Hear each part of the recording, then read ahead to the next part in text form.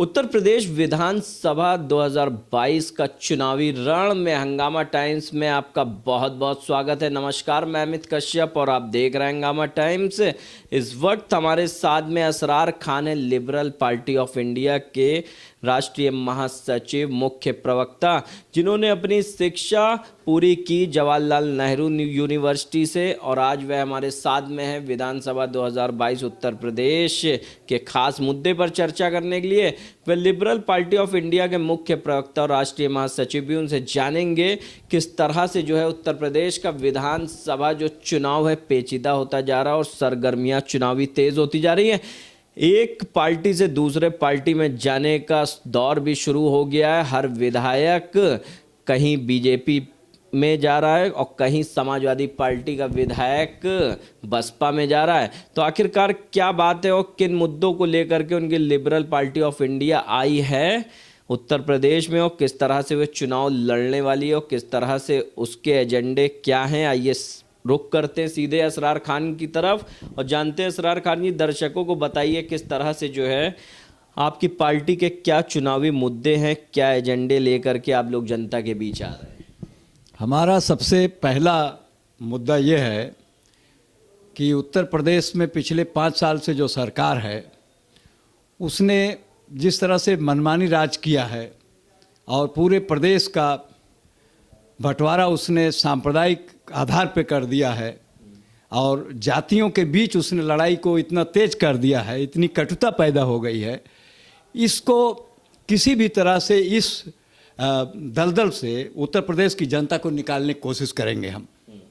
इसके लिए हमारे पास बहुत सारे कार्यक्रम हैं, लेकिन अभी तात्कालिक रूप में हम ये चाहते हैं कि जितनी छोटी पार्टियां हैं, जो गरीब गुरबा से जुड़ी हुई पार्टियां हैं, चाहे वो मेहनतकशों की पार्टियां हों, जो लोग वास्तव में हिंदुस्तान की, उत्तर प्रदेश की जन समस्याओं को जानते हैं, समझते हैं और रोज़ लड़ रहे हैं, ज़मीनी हकीकत से वाकिफ़ हैं, हम चाहते हैं कि वो लोग आगे आएँ। उनको उभारने की कोशिश हम कर रहे हैं कि वो आएँ और उनके अंदर नेतृत्व की क्षमता पैदा हो और वो अपने वर्ग को, अपने समाज को, उनकी समस्याओं को लेकर के आगे आए और एक ऐसा बड़ा मोर्चा बने उत्तर प्रदेश में जिससे ये बड़ी पार्टियां जो मगरमच्छ की तरह मनमानी करती हैं, चाहे वर्तमान सरकार हो, चाहे जो सरकार में आने की कोशिश कर रहे हैं झूठ बोल करके वो लोग हों, इनको सत्ता से हमेशा के लिए जो है दूर कर दिया जाए। झूठ कौन लोग बोल रहे हैं जो सत्ता में आना चाह रहे हैं? झूठ कौन नहीं बोल रहा है? मायावती झूठ बोल रही हैं, समाजवादी पार्टी झूठ बोल रही है, ओवैसी झूठ बोल रहे हैं, ओम प्रकाश राजभर भी थोड़ा बहुत झूठ बोल रहे हैं। झूठ यहाँ कौन नहीं बोल रहा है? यहाँ जयंत चौधरी भी झूठ बोल रहे हैं, सब झूठ बोल रहे हैं। उत्तर प्रदेश के मुख्यमंत्री जो हैं वह भी कह रहे हैं कि जनता को बरगलाने वाले होशियार हो जाएं। क्या उत्तर प्रदेश की अभी आपने योगी सरकार के ऊपर भी जो कहा कि सांप्रदायिक पार्टी किस तरह से जो है हिंदू मुस्लिम को अंदर भेदभाव पैदा कर रही है? नहीं, देखिए, वो तो जोगी की ही अकेली बात नहीं, अकेले बात नहीं है। पूरी भारतीय जनता पार्टी जो है वो जबर चोर सेंध में गाने की तरह काम कर रही है। तो ये तो वही बोलते हैं, ये नेहरू का विरोध करते हैं और नेहरू के जा करके उनके फूलमाला चढ़ाते हैं, गांधी के हत्यारे को फूलमाला चढ़ाते हैं, गोडसे को, और जा करके फिर गांधी की समाधि पर भी जाते हैं। तो जबर चोर सेंध में गाए, ये तो वही कह रहे, उल्टा जो दूसरी पार्टियों को कहना चाहिए, जो जनता को कहना चाहिए, वो जोगी बोल रहे हैं। और ये सोचते हैं कि हम अगर एक झूठ को 100 बार बोलेंगे सच बन जाएगा। यही तो हिटलर का सिद्धांत था कि बिल्कुल हिटलर के चेले हैं ये। तो इनसे नाउम्मीद, ये क्या कहते हैं उस पर हम गौर ही नहीं करते, क्योंकि झूठ बोलकर सत्ता में आए और झूठ बोल रहे हैं 5 साल से। आज पेट्रोल और डीजल कहाँ 100 रुपये लीटर तक पहुंच गया, सारी सब्सिडी ख़त्म कर दिया बहुत सारी, और लोग सिलेंडर नहीं खरीद पा रहे हैं। जो 400 साढ़े 400 मिलता तो 1000 रुपये पहुँच गया। इनकी क्या बात करते हैं आप? इनको तो जनता किसी भी कीमत में भगाना चाहती है, लेकिन जनता के पास कोई बढ़िया अल्टरनेटिव नहीं है, इसलिए मजबूरी में उसको समझौता करना पड़ेगा। हम भी उस समझौते में थोड़ा बहुत साथ दे सकते हैं कि ठीक। इस बार आपकी लिबरल पार्टी ऑफ इंडिया किसको समर्थन देने जा रही है? अभी हम बड़े दुश्मन को, बहुत बड़े खतरे को ख़त्म करने के लिए छोटे मोटे खतरों से समझौता कर सकते हैं। और ऐसी पार्टियां जिनके सिद्धांतता है, वो भले ही व्यवहार में वो गलत करते हो, लेकिन सिद्धांत में जो खड़े होकर चौराहे पर ये नहीं बोल सकते हैं कि हिंदू मुसलमान को बांट सकते हैं, या कुर्मी और केवट को लड़ा सकते हैं और कुर्मी और यादव को लड़ा सकते हैं, ऐसे लोगों को नहीं। हम उन लोगों को चाहते हैं जो कम से कम इस लेवल पर आएं कि हम एक ऐसी सरकार बनाएंगे जो सबकी सहमति से चलेगी, जिसमें सबके विचार लिए जाएंगे। गठबंधन वाली सरकारें तो गिर जाती हैं, बिखर जाती हैं, और उसके अंदर हर कोई उत्साहित होता है कि मैं मुख्यमंत्री बनूंगा, मैं उप मुख्यमंत्री बनूंगा। तो कैसे इतने उप मुख्यमंत्री और मुख्यमंत्री की सरकार चलेगी? देखिए, ज़्यादा अगर लीडरशिप की चाह है तो सच है, क्यों नहीं? उत्तर प्रदेश में एक कुर्मी क्यों नहीं उप मुख्यमंत्री बन सकता है या मुख्यमंत्री बन सकता है? अगर यादव बन सकता है तो वर्मा भी बन सकता है, मौर्य भी बन सकता है, कश्यप भी बन सकता है। आप बताइए, केवटों की इतनी बड़ी संख्या है हमारे यहाँ, हर गांव में केवट मिलते हैं हमारे यहाँ। कश्यप कहते हैं उन्हें, निषाद कहते हैं। आप बताइए, उनका तो आज तक एक उप मुख्यमंत्री भी नहीं बना, क्यों नहीं बन सकता है? उसके अंदर अखिलेश से ज़्यादा योग्यता है तो उसको बनाओ। हम तो योग्यता की बात कर रहे हैं। जब तक कानून का राज जो कायम कर सकता है, कानून का राज कायम करने की ताकत अगर आप में है, अमित जी में है, तो आपको मैं लीडर के तौर पर प्रोजेक्ट करूंगा। हमारे अंदर दम है, हम परिवर्तन की बात कर रहे हैं। हम तात्कालिक फायदे के लिए हमने लिबरल पार्टी ऑफ इंडिया का गठन नहीं किया।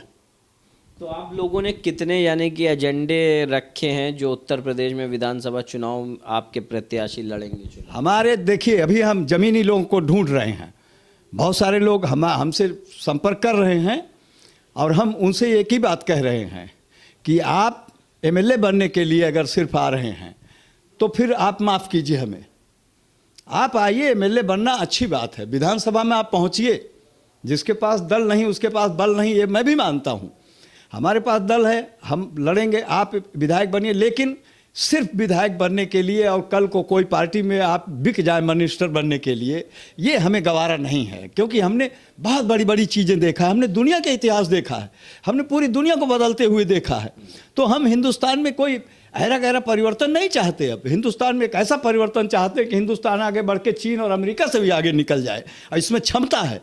ये 140 करोड़ की आबादी वाला देश है, ये तो अपने उपभोक्ताओं पर जिंदा रह सकता है यहाँ, बशर्ते कि बहुमत के साथ न्याय हो जाए। और बहुमत कौन है? पिछड़ी जातियां हैं, अल्पसंख्यक हैं और किसान है। अगर वर्ग के आधार पर, काम के आधार पर देखा जाए तो किसान है। उत्तर प्रदेश में देखिए, सबसे पहले जो भी सरकारें आती हैं, चुनाव होते हैं, तो सबसे पहले महिला सुरक्षा की बात करती है। और महिला सुरक्षा की उत्तर प्रदेश में नहीं, पूरे देश में धज्जियां उड़ रही हैं। इस यानी कि मुद्दे को कैसे जो है राजनीतिक पार्टियां संभालेंगी?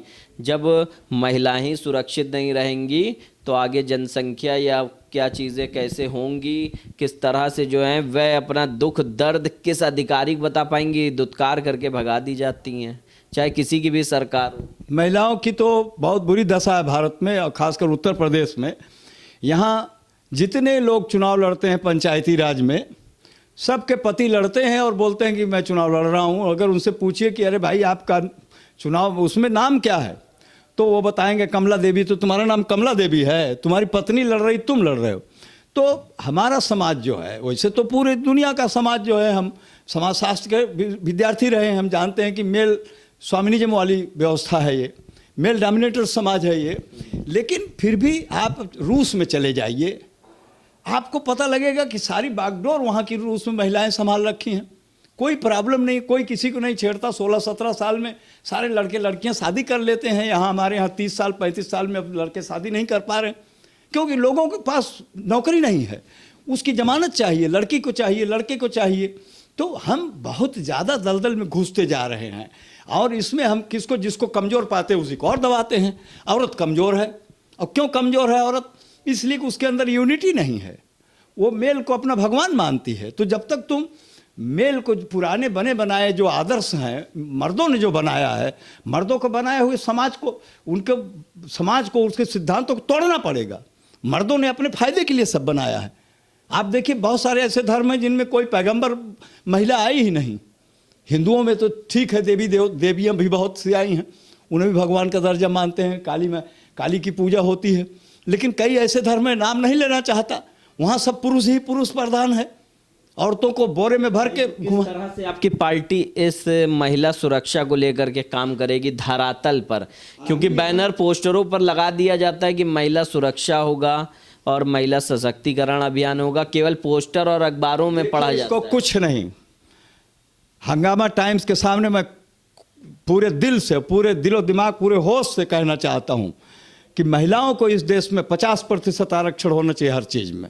वो कांग्रेस की जो है प्रियंका गांधी ने उत्तर प्रदेश में कर दिया कि हम देंगे टिकट। गांधी जो टिकट देने से क्या महिला सुरक्षा हो जाएगी? बिल्कुल होगी। आप 50% टिकट तो दो, कोई पार्टी दे, आज तक किसी पार्टी ने दिया? कभी नहीं दिया। तो आप महिलाओं की पार्टी दे रही है। बिल्कुल, हम तो 75% देंगे, क्योंकि परिवर्तन वही लाएगी। महिलाएं सबसे ज़्यादा भीग रही हैं, उनके साथ सबसे ज़्यादा घटनाएं होती हैं। वो समाज की सबसे बारीक, सबसे दुखती नब्ज को पकड़ लेती हैं। वो जानती हैं उनके साथ जितनी घटनाएं घटती हैं। एक 16 साल की लड़की जो है 20 साल के मर्द से ज़्यादा समाज को जानती है, क्योंकि उसके साथ बहुत छेड़खानियाँ होती हैं। उसको बचपन से ही उसके साथ शोषण उसका होता है, तो वो जानती है। उसको हम आगे लाना चाहते हैं, लेकिन उसको आगे लाने के लिए कागजी नेताओं की ज़रूरत नहीं है। व्यवहार में हमारे पास अगर 20 सीट अभी हम लोगों ने लगभग फाइनल किया है, 20 में से हम चाहेंगे 12 और महिलाएं लड़ें हमारी पार्टी से। उनके हाथ में नेतृत्व होना चाहिए, उनके हाथ में भारत को देना पड़ेगा। हमने तो बहुत राज कर लिया, मर्दों ने बहुत राज किया। औरतों को आगे बढ़ाइए, लेकिन सचमुच बढ़ाइए, नहीं कि पति जो है वो प्रधान बना हुआ है और पत्नी के नाम से चुनाव लड़ा है। जी, बहुत बहुत धन्यवाद। ये थे हमारे साथ में असरार खान, मुख्य प्रवक्ता लिबरल पार्टी ऑफ इंडिया के राष्ट्रीय महासचिव, जिनसे हमने बात की उत्तर प्रदेश के आगामी विधानसभा 2022 चुनावी रण के बारे में, किस तरह से उनकी पार्टी लड़ने वाली है चुनाव। और उन्होंने खुला यानी कि आश्वासन भी दे दिया है कि महिलाएं अगर उनकी पार्टी में आती हैं तो सबसे आगे रख कर उनसे उत्तर प्रदेश की जिन सीटों पर चुनाव लड़ा जाएगा उसका विकास भी उनके द्वारा कराया जाएगा। आप देखते रहिए हंगामा टाइम्स, चुनावी रण 2022 में हम आपको दिखाते रहेंगे खास शख्सियतों के साथ किस तरह से वह चुनावी मुद्दों को लेकर के आपके समक्ष आ रहे हैं, और हर पार की नज़र से आपको दिखाते रहेंगे कि किस तरह से 2022 के चुनाव में उत्तर प्रदेश में किस तरह से घमासान मचा हुआ है चुनावी पार्टियों के बीच में। अमित कश्यप, मैं यहीं पर इजाज़त चाहता हूं। नमस्कार।